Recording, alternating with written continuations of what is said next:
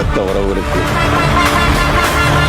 ஒரு அவசர காலம் கருதி இந்த பதிவை என் நாடார் இரத்த உறவுகளுக்கு பகிர்ந்துக்கிறேன்.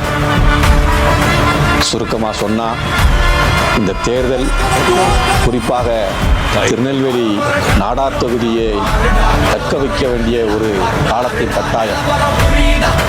நாடார் இரத்த உறவுகளை திருநெல்வேலியை பொறுத்த வரைக்கும் நாடார் தொகுதி அப்படிங்கிறது தான் ஒரு